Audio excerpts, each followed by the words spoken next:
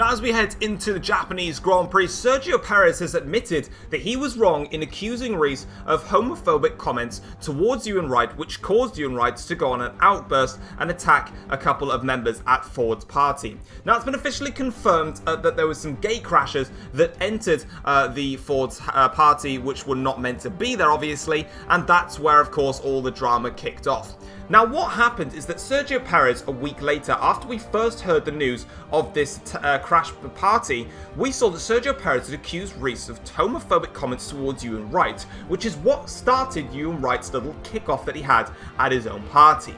Now, what's finally come out and has actually been informed is that Sergio Perez has stated that he saw the fight happen, and once everything had been broken up, he specifically asked one member that was next to him what happened, and he stated that that man over there, which he was pointing at Reese, said that he had made homophobic comments towards him, and that had caused Ewan to get very, very angry.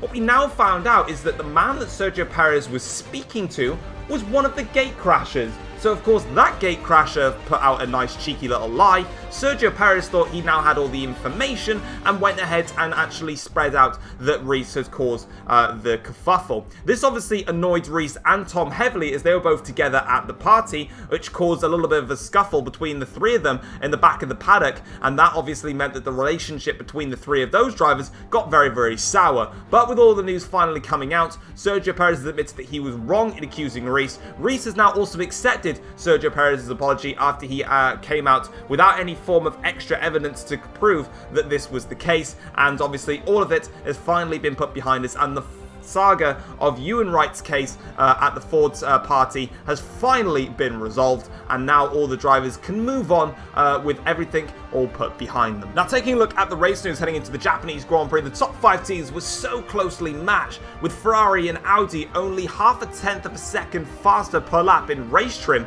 than the rest of the field. Now, McLaren were happy with their tyre wear, despite the fact that they weren't lighting up the timing screens throughout the practice sessions. Sam also didn't light up the practice sessions, and he believes he's got more to offer as he felt he had a very messy Friday. And Tom is looking only at damage limitation, with the Japanese Grand Prix being his weakest circuit on the calendar, knowing full well that with Sam having an opportunity to close the gap in the championship, he needs to make sure that that is as small as possible. But without further ado, let's get straight into it. It's time for the race for the Japanese Grand Prix. Yo, what's going on, guys? It is Foxydude here, and welcome back to a brand new episode of the F1 journey for you guys today here on the channel. We are here for round number 16 of the F1 season. We've only got 2 more races to go, and Happy New Year to all of you guys. First video of 2021, and a lot of changes coming throughout the entirety of the year on the channel, but that's for another time, and stuff that I need to sort out myself. But anyways, we go in towards qualifying then for the Japanese Grand Prix, a circuit that I'm very much dreading. I'm just really, really poor around here, and the AIs are just so powerful. Starting things off, though, we go P3 on our first flying lap, though, as we now go into our second lap here. This is going to be a big improvement because I actually messed up my first lap, because you can see I'm about 10 seconds up on my previous best. We go P7, so that's not too bad of a lap in there, and I was quite happy with it, to be fair. But this was my best lap of the weekend, and I'm going to let you guys ride on board with it because I just loved every inch of this lap.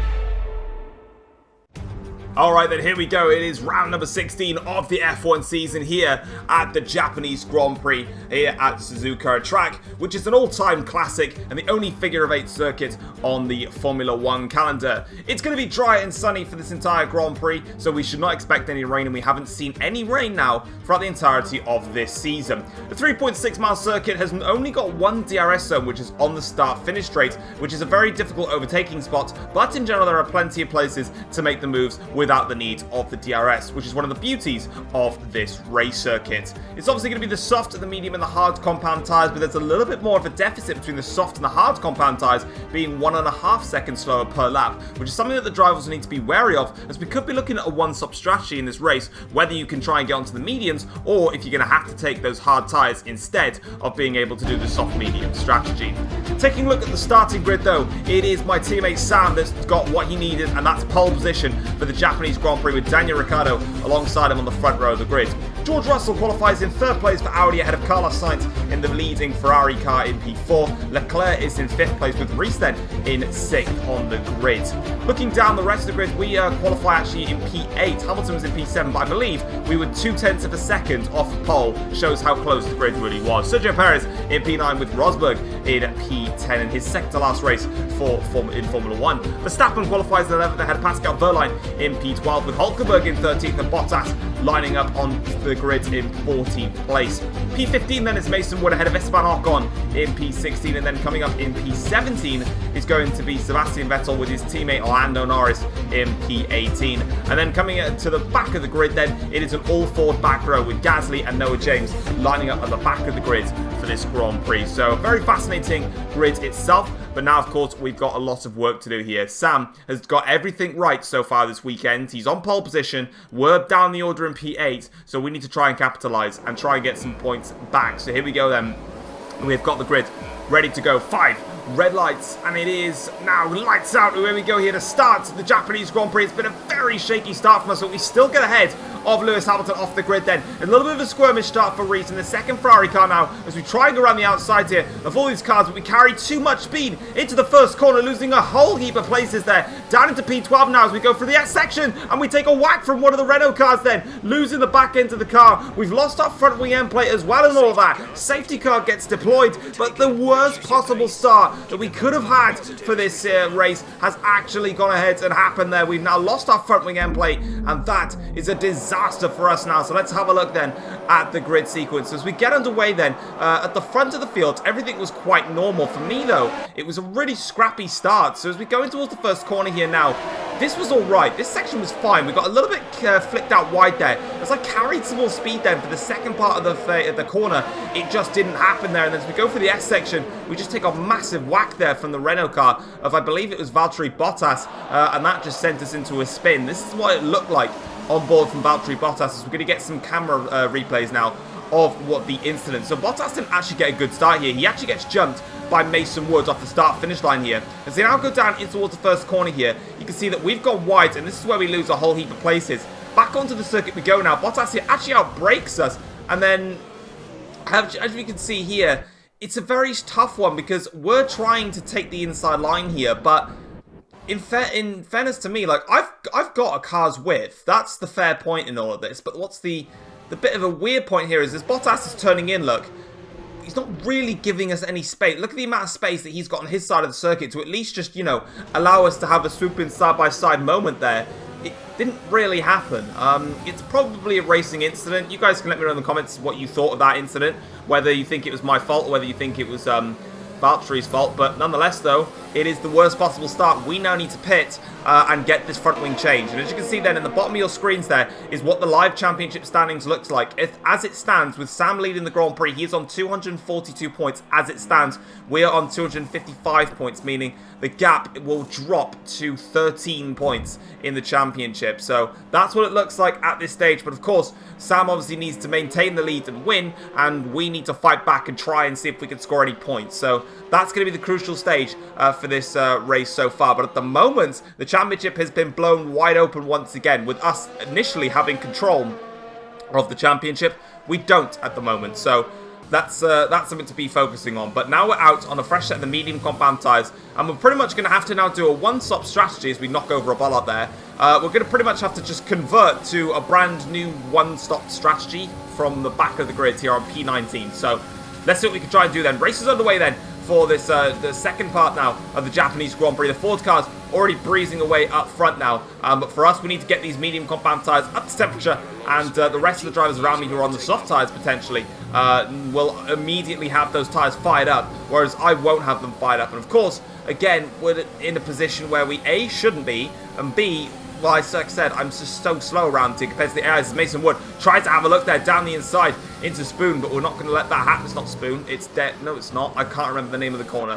Dunlop Curb, that's the one. Now we're going to go in towards the hairpin here and have a look if we can try and get past Gasly, and that's exactly what we're going to do then. Go down the inside of the Ford driver, up into 18th place now. One position gained, and many more still to go. Sam still leads the Grand Prix, though, out front, so the Drivers' Championship remains with me on 255 points, Sam on 242. That's how it stands. We now go through Spoon, which is the correct term, as the back end slides a little bit there as we get a bit too much curb on the exit now as we breeze up onto the back straight here. 130R approaching. I believe Noah James is on the slipstream with somebody behind, but he's not able to make it stick now, as you can see here that we're just riding on board for our first full lap here of the Japanese Grand Prix in race conditions, that is. We've got two Aston Martins in front of us, as well as then Noah James. Got to be careful of Gasly behind as we now breeze onto the straight here, pulling away from him in a straight line now. So on board here with Hamilton versus Sergio Perez now for a scrap here, as Perez now goes towards the inside line. He should have more straight line speed than the Mercedes-Benz, so they fly now in towards the first corner. That's exactly what he's going to do. Hamilton, though, will try and hold us around the outside here. He's got the grip and momentum to do so. That's exactly what he does. So Perez has to wait a little bit longer now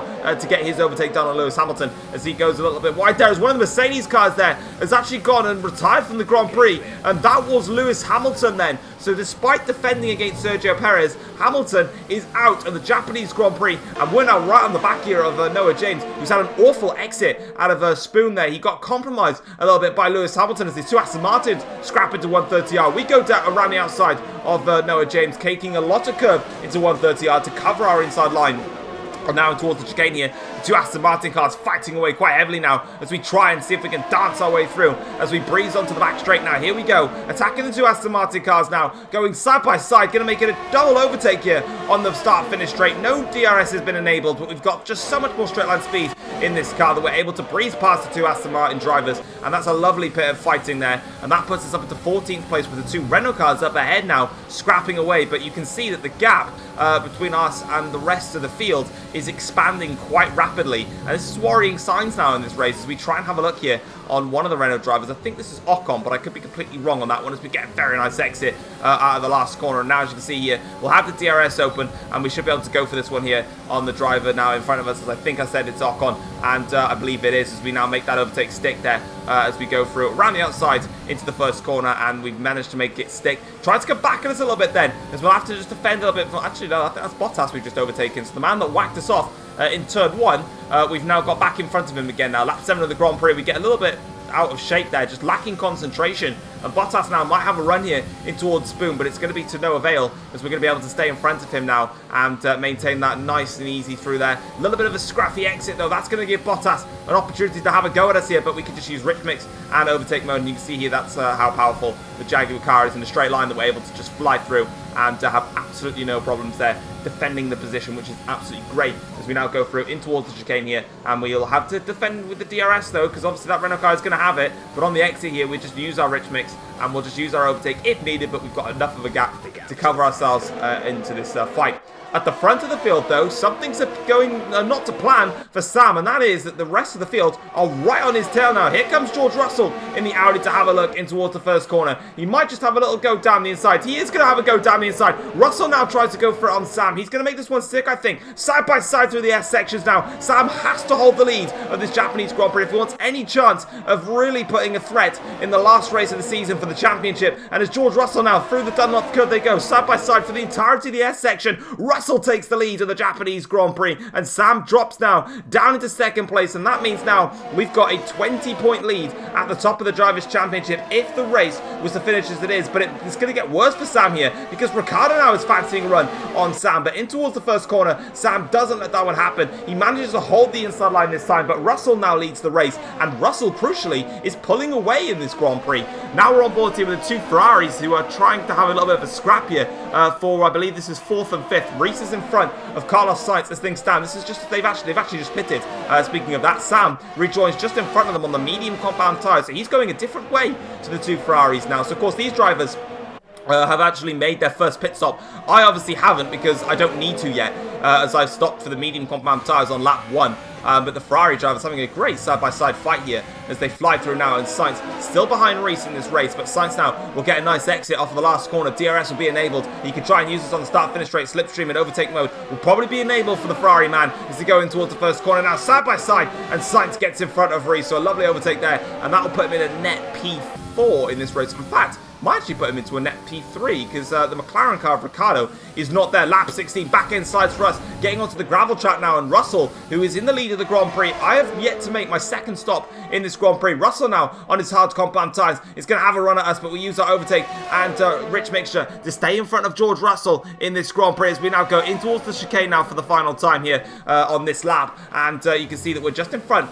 of George Russell, staying in front of him in fact, and we don't have to fight this one hard. There's no need to fight it hard, and it'll only just allow my championship rival Sam to get close to us. But quite frankly, I'll be honest with you guys, I couldn't catch up to the Renault that was in front of me at the time, and I really just had such a lonely Grand Prix. I was bored, so I wanted to do some scrapping, as we've got a yellow flag there on the start-finish straight for someone. That looks like one of the Red Bulls is out of the Grand Prix. There's 2 yellow flags, actually, for 2 incidents, and it's cleared, so that's a bit weird. It looks like one of the Aston Martins is slowing down at the chicane, unless they've had it looks like they've had an incident there. As for us though, we still need to focus on George Russell, who's right behind us here, probably absolutely screaming in his helmet right now, because we're just not letting him through, and we're just basically being a blockade now in this Grand Prix as we get on the power nice and easily there. Russell, again, trying to find a way through as we go up towards Spoon now. Will he try and go for it around the outside? This will be brave if George Russell can make it stick here. Let's see if he can do it around the outside of Spoon. Not quite. We'll carry the speed and momentum down the inside there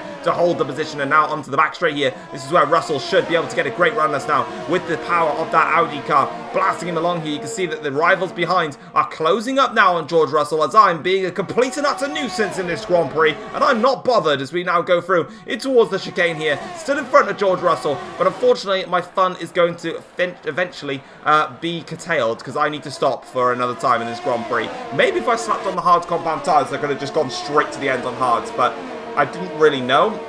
And nonetheless, we're coming in now for a set of the soft compound tyres, and we're going to take those to the end of the Grand Prix. Try and get the fastest lap if we can, and then see if we can try and salvage any points, because we weren't in the points when we were actually on the medium tyres before everyone else had stopped. And with my scrapping now, that's going to make things a lot harder. But as you can see, coming out of the pits now, I believe we're going to rejoin behind this Renault car, which we do, which is a little bit of a shame there, but we can eventually should be able to get past him quite convincingly. Russell still leads the Grand Prix though out front, which is crucial for the championship now here on to the end of lap 18 now. We've caught up to the back of this Renault car, and I'm not going to make any try and attack it in some crazy style. I'm just going to wait for DRS. I could go down the inside into the chicane. It'd be a very easy move, but there's just absolutely no lead. We've got the move pretty much done and dusted even beforehand. And as you can see now, we're going to open up the rich mixture and the DRS here. And now we'll go for it. It wasn't a great exit, actually, out of the chicane, but we've got the straight line speeds here to just go around the outside. So he's on the hard compound tyres, so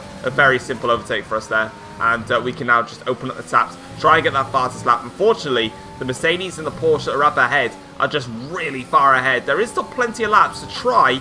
We'll give it our best shot, but let's see what we can do. But for Sam, though, he's got more problems here. He actually got overtaken by Reese somewhere in this, and I'm not sure where, but now he's going to try and come back at him again. So down the inside he goes into the first corner. Lovely overtake there from him to regain second place now in this Grand Prix, but unfortunately, he might be having an issue with those medium compound tyres. I'm not sure if they're wearing out at the rate, which is now starting to make him slower, because the Ferrari of Reese then goes around the outside in towards the first corner. But Sam does fight this one back as Russell there continues to lead out front. But as they fly through the S sections now, let's see what he can do as he tries to defend against the position. But Reese then does indeed get in front and is up into second place now in this Japanese Grand Prix. But Sam will not give up without a fight here, and that's what we like to see as he now opens up the DRS here to attack Reese. Now goes to the outside line, quick nice little shimmy there as he flies through into the first corner. And Sam now, Reese is, no, he's actually going to defend this one a little bit. Reese does defend it, nicely done then. So the Ferrari driver not giving up at all as they go through now in towards the end of this first sector, side by side for the S section. Sam might just fancy this one here as they continue to go side by side. This is great action. Through the Dunlop curve they go. This is going to be exactly what Russell did on Sam on the first part of the Grand Prix, and Sam is in front here. But crucially, look at the cars that are behind here. We've got Sam, both the Ferraris and both the McLarens, so I was right. Daniel Ricciardo did drop down the order then, must have got compromised in the pit stop phase of the Grand Prix. But now here comes the Sam versus Reese, part 11 million in this Grand Prix as they now go through into the first corner. Very close there from the pair of them, but eventually Sam unfortunately has to lose out in that fight versus Reese then. So Sam down into third place, and this is even worse now for the championship, as the race is now over at the front then. So we'll have to find out if Sam was able to get back in front of the Ferrari of Reese. But in towards the last corner we go. Unfortunately for us, it has been an awful Grand Prix. It's P10, and that's as best as I could do. And yeah, that was an absolute nightmare for us in terms of our race. But as you can see then, George Russell wins his second race of the season for Audi. He is at the top step of the podium, with Reese managing to steal second place away from Sam in this Grand Prix. Reese finishes in second, 3.1 behind Russell. Sam, 3.7 behind Russell. Sainz finishes in P4 for Ferrari. Leclerc and Ricciardo 5th and 6th. I'm not sure what happened to Ricciardo in that race. Just lost out horribly. Sergio Perez finishes in 7th place. He also got the fast lap of the race as well, so that gains him an extra point. Pascal Wehrlein gets 8th place for Porsche. Nico Rosberg in 9th for the second, for the only Mercedes car, should I say. And then we round off the top 10 with a recovery drive that was as best as I could possibly do. Second half of the table, Hulkenberg in 11th ahead of Bottas, Mason Woods and Lando Norris in P14. Gasly is in P15 ahead of Esteban Ocon in 16th place. Noah James is in 17th. Sebastian Vettel finishes in 18th place, and it was Max Verstappen and Lewis Hamilton that DNF'd from this Grand Prix. But now as we have a look then at the Drivers' Championship and see what the damage is really, it is 24 points that separates myself and Sam in the Drivers' Championship, meaning Sam has to win the Belgian Grand Prix and hope that I don't score in order to win the Formula 1 World Drivers' Championship. Or Sam has to win, get the fastest lap of the race as well, and if we finish in P10 like we did here today, then he wins the championship. It is pretty much ours to lose by a massive catastrophe in the Belgian Grand Prix. Reese is on 218 points with Sainz on 167. George Russell moves back up to 5th in the championship after his second win of the season on 154 points. Ricciardo is 6th ahead of Charles Leclerc in 7th. Nico Rosberg is 8th in the championship with 89 points. Hamilton is 9th on 84 points, and Perez 1 point behind him on 83. If Perez can have a good race, he could jump both Mercedes drivers, which would be crucial for Audi. In the Constructors' Championship, though, which we'll have a look in just a second here,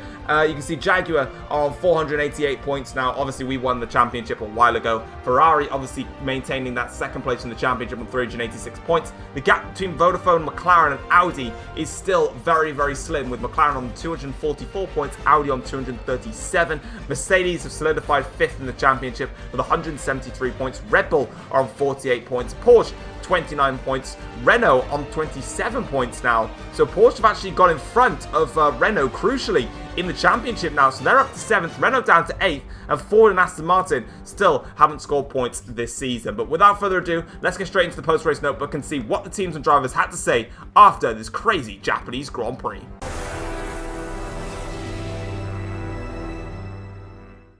Taking a look at the post-race notebook then, after the Japanese Grand Prix, George Russell claimed his second race win of the season, his first win since the first round of the season back at Bahrain, and the Drivers' Championship will be decided at the Belgian Grand Prix, as there is a 24-point gap between Tom and Sam, which means that either Tom or Sam still can win the championship.